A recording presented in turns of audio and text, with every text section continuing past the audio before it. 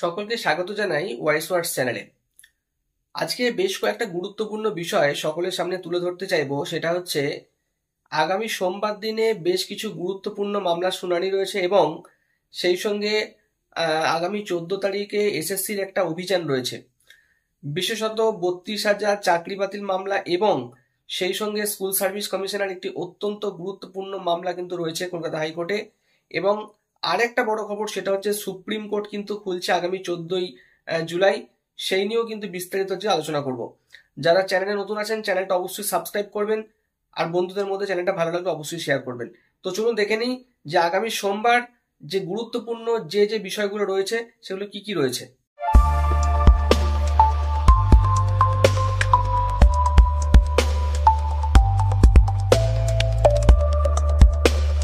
প্রথমত বলি যে আগামী 14ই জুলাই অর্থাৎ সোমবার দিনে 32,000 প্রাথমিকের যে শিক্ষক শিক্ষিকার যে চাকরি বাতিল হয়ে গিয়েছিল, সেই 32,000 চাকরি বাতিল মামলার কিন্তু হাই ভোল্টেজ শুনানি রয়েছে।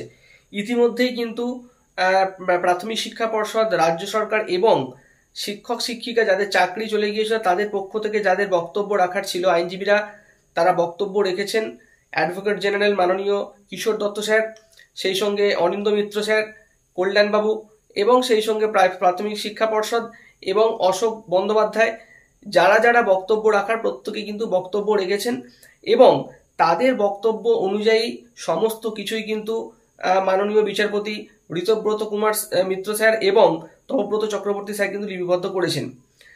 এই জায়গায় দাঁড়িয়ে তাদের যা যা বক্তব্য তারা তুলে ধরেছেন সবকিছুর মধ্যে একটাই কিন্তু তাদের বক্তব্য, সেটা হচ্ছে যে ইললিগ্যালিটিস হতে পারে কিন্তু কোনো করাপশন কিন্তু কিছু হয়নি। এখন বিচারপতি এই জায়গায় দাঁড়িয়ে তিনি বেশ কিছু তথ্য প্রমাণ দেওয়ার চেষ্টা করেছেন এবং কিছুদিন আগে আমরা দেখেছিলাম যে অনিন্দ মিত্র স্যার যখন বলছিলেন যে দুর্নীতি হয়নি, তখন কিন্তু তিনি অর্থাৎ বিচারপতি কিন্তু দুর্নীতি যে হয়েছে তার কিন্তু প্রমাণ দেখানোর চেষ্টা করেন। আশা করছি আগামী সোমবার দিনে যে মামলা উঠবে সেখানে মামলাকারীদের পক্ষের আইনজীবী অর্থাৎ প্রিয়াঙ্কা নস্কর এবং বঞ্চিত চাকরি প্রার্থী যারা তাদের পক্ষের আইনজীবী বিকাশ রঞ্জন স্যার কিন্তু শুনলাম যে তিনি বক্তব্য পেশ করবেন যে কিভাবে র্যাঙ্ক জাম্পিং থেকে শুরু করে অ্যাপটিটিউড টেস্ট হয়নি এবং একাধিক যে সিবিআই ইনভেস্টিগেশনের যে রিপোর্ট, দুর্নীতি যে হয়েছে, টাকার বিনিময়ে চাকরি বিক্রি হয়েছে, একাধিক বিষয় হয়তো তিনি তুলে ধরবেন।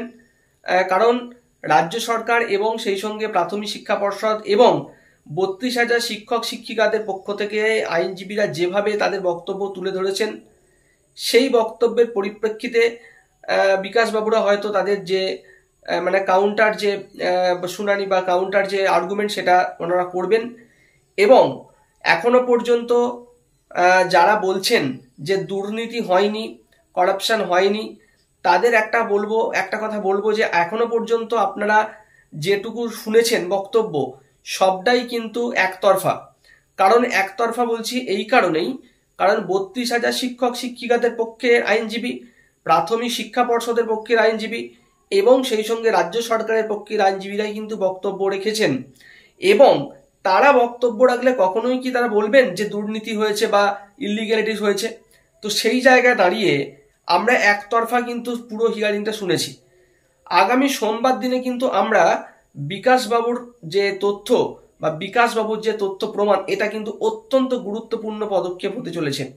কারণ যে চাকরি বাতিল হয়েছিল তৎকালীন বিচারপতি অভিজিৎ গঙ্গোপাধ্যায়ের অর্ডারে, সেই যে অর্ডার, সেই অর্ডারকে মূলত একদম মানে খণ্ডন করে দিয়েছেন পর্ষদের আইনজীবী, রাজ্য সরকারের আইনজীবী এবং 32,000 শিক্ষক শিক্ষিকাদের আইনজীবীরা। কিন্তু বিকাশবাবু এবং তাদের যে টিম, সুদীপ্তবাবু, শামীম স্যার যারা রয়েছেন, তারা প্রত্যেকেই কিন্তু চাইবেন এই যে রাজ্য সরকার এবং প্রাথমিক শিক্ষা পর্ষদ এবং 32,000 শিক্ষক শিক্ষিকারা যে তথ্য বা তত্ত্ব দিয়েছেন সেই বিষয়ে আলোকপাত করবেন এবং কিভাবে দুর্নীতি হয়েছে, সিবিআই কি রিপোর্ট দিয়েছে, কিভাবে র্যাঙ্ক জাম্প হয়েছে, কিভাবে রিজার্ভেশন ক্যাটাগরি মানা হয়নি, সমস্ত দিকটাই কিন্তু তারা তুলে ধরবেন তাদের প্রমাণ সহ। এবং আগামী সোমবারের জন্য কিন্তু তারা প্রস্তুতি নিয়েছেন, সমস্ত কিছু রেডি করেছেন। স্পাইরাল বাইন্ডিং যেটা বারবার বলা হচ্ছে, স্পাইরাল বাইন্ডিংটা কিন্তু অত্যন্ত গুরুত্বপূর্ণ একটা ভূমিকা নিতে পারে আগামী সোমবার দিন। এবং বিচারপতি এর যতটুকু হিয়ারিং শুনে বোঝা গেছে যে তিনি এই মামলায় অত্যন্ত পুঙ্খানুপুঙ্খভাবে সমস্তটা দেখে তারপরেই কিন্তু তিনি অর্ডার দেবেন, এবং সমস্তটা তিনি যেভাবে দেখছেন, শুনছেন, লিপিবদ্ধ করছেন সেটা আমরা প্রত্যেকেই দেখেছি লাইভ স্ট্রিমিংয়ে। আশা করছি আগামী সোমবার দিনে যখন হিয়ারিং হবে এই পুরো বিষয়টা কিন্তু অনেকটাই কিন্তু পরিষ্কার হয়ে যাবে, এবং তরুণ জ্যোতিবাবুরা তারা বক্তব্য রাখবেন প্রিয়াঙ্কা নস্করের মামলাকারীদের পক্ষ থেকে, বিকাশ বাবুরা রাখবেন, এবং সেই সঙ্গে আরো কিছু হয়তো বঞ্চিত চাকরি প্রার্থীদের পক্ষ থেকে অ্যাডভোকেটরা বক্তব্য রাখতে পারেন। সব দিক বিচার বিবেচনা করে 32,000 চাকরি বাতিল মামলা কিন্তু এমন একটি জায়গায় এসে দাঁড়িয়েছে যেখানে তথ্য প্রমাণ এবং সেই সঙ্গে বেশ কিছু গুরুত্বপূর্ণ জায়গা কিন্তু সোমবার দিন তৈরি হওয়ার সম্ভাবনা কিন্তু রয়েছে। আমাদের প্রত্যেকের নজর থাকবে কলকাতা হাইকোর্টে। এবারে আসি স্কুল সার্ভিস কমিশনের একটি মামলার কথা নিয়ে, যে মামলাটি আমরা জানি যে ইতিমধ্যে স্কুল সার্ভিস কমিশনের ফর্ম ফিল আপ চলছে, এবং স্কুল সার্ভিস কমিশনের যে ফর্ম ফিল আপ চলছে সেখানে যেখান থেকে আমরা জানতে পারছি যে আগামী সোমবার দিন কিন্তু এই এসএসসি একটি মামলা রয়েছে যেখানে 2016 রিক্রুটমেন্ট রুলসে পরীক্ষা হবে কিনা, বা এক্সপিরিয়েন্সের নম্বর পরীক্ষার্থীরা পাবেন কিনা, বা নতুন পরীক্ষার্থীরা পরীক্ষায় বসতে পারবেন কিনা, এই সমস্ত বিষয়টা কিন্তু আগামী সোমবার দিন কিন্তু পরিষ্কার হয়ে যাবে। আগামী সোমবার দিনে এসএসসির এই মামলাটি কিন্তু অত্যন্ত তাৎপর্যপূর্ণ হয়ে উঠতে পারে, কারণ নতুন পরীক্ষার্থীরা ইতিমধ্যেই কিন্তু ফর্ম ফিল আপ করে ফেলেছেন। 10 তারিখ পর্যন্ত প্রায় মোটামুটি 3.5 লক্ষ পরীক্ষার্থী ফর্ম ফিল আপ করেছেন বলে এসএসসি সূত্রে খবর রয়েছে। এবং আরেকটি বিষয় সেটা হচ্ছে যে এডিট অপশনের নিয়ে অনেকে জিজ্ঞাসা করছিলেন। এডিট অপশন নিয়ে একটি কথা বলবো, সেটা হচ্ছে যে অনেকেই মানে ফর্ম ফিল আপে অনেকেই ভুলভ্রান্তি করেছেন।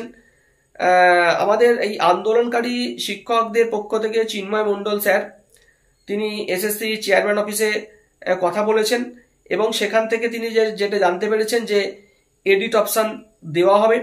সেই জন্য যারা ফর্ম ফিল আপে কিছু ভুলভ্রান্তি করেছেন তাদেরকে বলবো যে আপনারা একটু অপেক্ষা করুন, পর্ষদ হয়তো এডিট অপশন দেবে, এবং তারপর আপনারা আপনাদের প্রয়োজনীয় যা যা করার আপনারা সেখান থেকে এডিট করে নিতে পারবেন। তবে পর্ষদ কিন্তু একটা কথা জানিয়েছে যে এডিট অপশন কিন্তু একাডেমিক কোয়ালিফিকেশনের কোনো চেঞ্জের কিন্তু মানে দেওয়া হবে না। এডিট অপশন বাকি অন্যান্য সমস্ত বিষয় কিন্তু এডিট অপশন থাকবে। এছাড়া আগামী 14 তারিখে সুপ্রিম কোর্ট খুলছে, এবং আগামী 15 তারিখে কিন্তু ওবিসির যে গুরুত্বপূর্ণ মামলা যেটার জন্য সমস্ত কিছু আটকে রয়েছে, ওবিসি মামলার কিন্তু শুনানি হতে চলেছে মহামান্য সুপ্রিম কোর্টে। এছাড়াও 14 তারিখে এসএসসির চাকরি প্রার্থীদের নবান্ন অভিযান রয়েছে, এবং সেই সঙ্গে সুপ্রিম কোর্টের মামলা, ওবিসি মামলা, এবং কলকাতা হাইকোর্টের এই প্রাইমারির মামলা, এবং সেই সঙ্গে এসএসসির মামলা, সব দিক থেকে আগামী সোমবার দিন কিন্তু অত্যন্ত গুরুত্বপূর্ণ একটি দিন হতে চলেছে। এখন দেখা যাক, এই আমাদের নজর থাকবে আগামী সোমবারের উপর। সকলে ভালো থাকবেন, সুস্থ থাকবেন, নমস্কার।